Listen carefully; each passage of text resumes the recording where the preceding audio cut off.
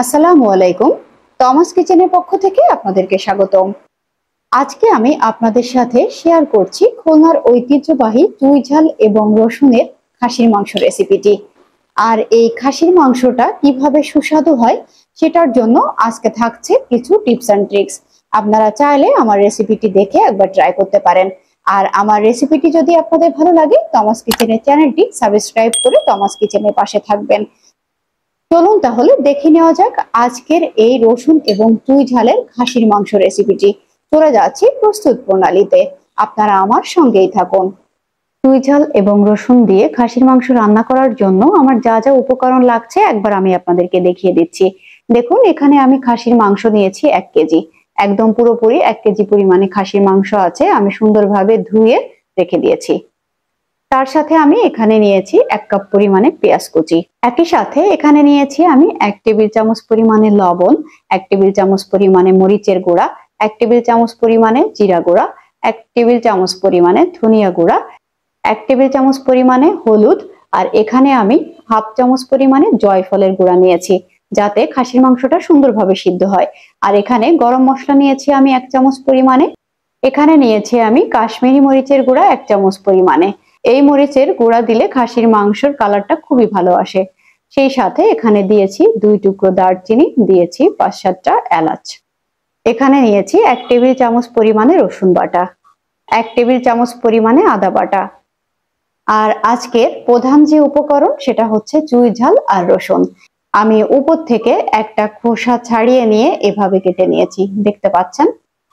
আমি ধুয়ে নিয়েছি। আমি এখানে 6টা রসুন নিয়েছি আর চুই ঝাল নিয়েছি আমি কয়েক টুকরো, দেখেই বুঝতে পারছেন। আমার আগে থেকে চুই ঝালটা ডিপ ফ্রিজে রাখা ছিল, তাই একটু কালো লাগছে। আপনারা আপনাদের প্রয়োজন মতো কম বেশি রসুন এবং চুই ঝাল বাড়িয়ে কমিয়ে দিতে পারেন, কোনো সমস্যা নেই। আজকে আমি এই খাসির মাংসটা প্রেসার কুকারে রান্না করব, তাতে আমার খুব কম সময় লাগবে। আমি তার আগে সব মাংস আর মশলা একসাথে একটু মেখে নিব, আমি আপনাদেরকে দেখিয়ে দিচ্ছি। আমি এখানে একটা বড় বোল নিয়ে তার মধ্যে খাসির মাংসটা দিয়ে দিলাম। সেই সাথে এখানে সব ধরনের মশলা একসাথে আমি দিয়ে দিচ্ছি। আদা এবং রসুন বাটাটাও দিয়ে দিলাম, একই সাথে পেঁয়াজ কুচিটাও দিয়ে দিলাম। আমি রসুন আর চুই ঝালটা এখনই দিয়ে দিব না, বাকি সব মশলা একসাথে দিয়ে দেখুন আমি হাত দিয়ে এভাবে মেখে নিচ্ছি। আমি এর মধ্যে একটু তেল ব্যবহার করব, কিন্তু আগে একটু এভাবে মেখে নিব। সবকিছু একসাথে মেখে নিলাম। এখন প্রায় 1 কাপের মতো সরিষার তেল আমি অ্যাড করে দিলাম। আমি একবারেই তেলটা দিয়ে দিলাম রান্না করে নেওয়ার জন্য। 1 কেজি খাসির মাংস আমি 1 কাপ সরিষার তেল দিয়ে এভাবে মেখে নিচ্ছি। মাংসের মধ্যে যাতে মশলাটা সুন্দরভাবে সেট হয় তার জন্য আমি 10 মিনিট রেখে দিচ্ছি ম্যারিনেটের জন্য। মাংসটা 10 মিনিট রেখে দেওয়ার পরে আমি চুলায় একটি প্রেসার কুকার বসিয়ে দিলাম। এখন সরাসরি প্রেসার কুকারের মধ্যে আমি মাংসটা দিয়ে দিচ্ছি। আমার যেহেতু আগে থেকে তেল দেওয়া ছিল, তাই আমি কিন্তু আলাদা করে আর তেল ব্যবহার করছি না। আমি যে বোলটা নিয়েছিলাম, বোলটা ধুয়ে পানি অ্যাড করে দিলাম সিদ্ধ হওয়ার জন্য। মাংসটা ডুবে থাকবে এতটুকু পরিমাণে পানি দিলেই হবে। দেখে নিশ্চয়ই বুঝতে পারছেন পানির পরিমাণটা কেমন দিতে হবে। এখন আমি প্রেসার কুকারের ঢাকনাটা লাগিয়ে দিলাম, সেই সাথে চুলার জালটাও ধরিয়ে দিলাম। আমি 5টা সিটি দিলে তারপর প্রেসার কুকারের জালটা বন্ধ করে দিব।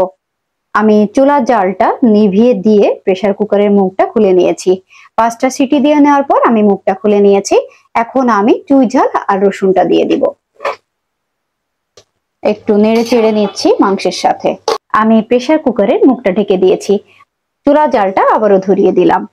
এখন আমি 3টা সিটি দিয়ে নিব, সেই পর্যন্ত অপেক্ষা করছি। আরো 3টা সিটি দিয়ে নেওয়ার পরে আমি প্রেসার কুকারটা পাশের চুলায় রেখে দিয়েছি। এখন চুলায় একটি কড়াই বসিয়ে দিয়েছি, তাতে দিয়ে দিচ্ছি কিছুটা পরিমাণে সরিষার তেল। এর মধ্যে অ্যাড করে দিচ্ছি হাফ কাপ পরিমাণে পেঁয়াজ কুচি। একই সাথে দিয়ে দিলাম 2টা শুকনো মরিচ। পেঁয়াজটা লাল লাল করে ভেজে নিব। পেঁয়াজটা সুন্দর করে লাল লাল করে ভেজে নিলাম। আমি আগে থেকে প্রেসার কুকারে মুখটা খুলে নিয়েছি। এখন সরাসরি তেলের মধ্যে মাংসটা দিয়ে দিলাম।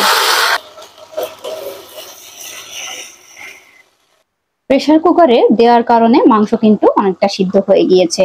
একই সাথে রসুন এবং চুই ঝালটাও সিদ্ধ হয়ে গিয়েছে। এখন আমি মিডিয়াম আঁচে চুলার উপরে এভাবে নেড়ে চেড়ে আরো একটু রান্না করে নিব। দেখতে পাচ্ছেন কালারটা কত ভালো লাগছে। মাংসটা একদম সিদ্ধ হয়ে গিয়েছে। এখন আমি 10 মিনিট এভাবে মিডিয়াম আঁচে নেড়েচেড়ে মাংসটা রান্না করে নিচ্ছি। দেখতে পাচ্ছেন তেলটা একদম উপর থেকে ভেসে উঠেছে। আমার রান্নাটা কিন্তু একদম কমপ্লিট। এখন আমি চুলার জালটা নিভিয়ে দিয়ে আপনাদেরকে পরিবেশন করে দেখিয়ে দিচ্ছি। আমি একটা বলে খাসির মাংস ঢেলে আনলাম। দেখতে পাচ্ছেন কতটা লোভনীয় লাগছে। আমি একটু আপনাদেরকে একটা চুই ঝাল এবং রসুন দেখিয়ে দিই কতটা গলে গিয়েছে। দেখতে পাচ্ছেন চুই ঝাল কত সুন্দর গলে গিয়েছে। একই সাথে আমি আপনাদেরকে একটা রসুনও দেখিয়ে দিচ্ছি। দেখতে পাচ্ছেন কত সুন্দরভাবে গলে গিয়েছে। একই সাথে আমি একটা মাংস আপনাদেরকে দেখিয়ে দিই। দেখুন কত সুন্দরভাবে গলে গিয়েছে। আপনারা যদি এভাবে খাসির মাংসটা রান্না করেন, খুব তাড়াতাড়ি রান্না হয়ে যাবে, সেই সাথে কিন্তু খেতেও খুব মজা হবে। আশা করছি আমার রেসিপিটি দেখে আপনারা একবার ট্রাই করবেন। আজ তাহলে ভিডিও আর বাড়াচ্ছি না।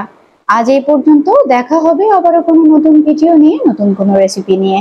সেই পর্যন্ত আপনারা ভালো থাকুন, সুস্থ থাকুন। আল্লাহ হাফেজ।